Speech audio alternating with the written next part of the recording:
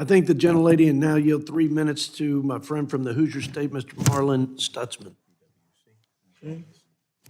Thank you, Mr. Chairman, and thank you to your leadership on what you've been bringing us to this point. And I've just been working through a couple things here. And you know, I hear the other side saying that these are tax cuts for the billionaires and the rich. Well, if you go to pages around 759, you got no tax on tips.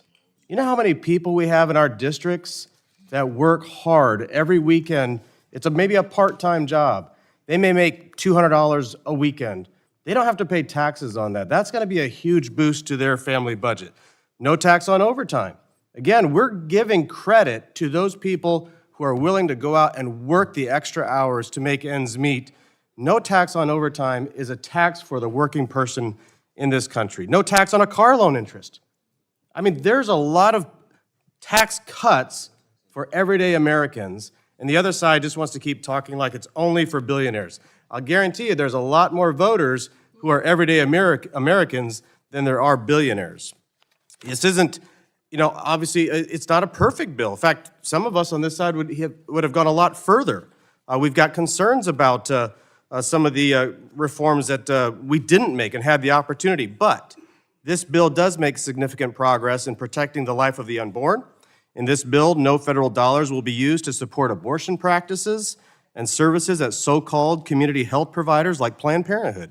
The fundamental right to life for the unborn should be protected, and I'm glad to see consensus across the board to have this provision included.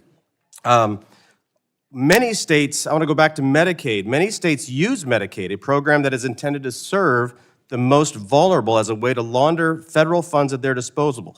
Federal spending on California's Medicaid program exceeds the entirety of Florida's entire state budget. Think about that. California's Medicaid program is larger than Florida's entire state budget. In 2025, the federal government will spend almost $190 billion on Medicaid just in California and California and New York alone. This is over 32% of total federal government spending on Medicaid. It's out of control. It's ridiculous. So even with this spending, states like California and New York spend far less on vulnerable populations than they do on able-bodied adults and illegal aliens. Medicaid should be for U.S. citizens only who are most in need, not for states to bolster their own budget at the expense of all other Americans. I want to say this is a great start to getting our economy back on track. Watching President Trump travel around the world, bringing back trillions of dollars of investment to America is going to spur our economy. Letting Americans keep more of their own hard-earned tax dollars is going to make a big difference, and I'm glad to support this bill. I'll yield back. I thank the gentleman.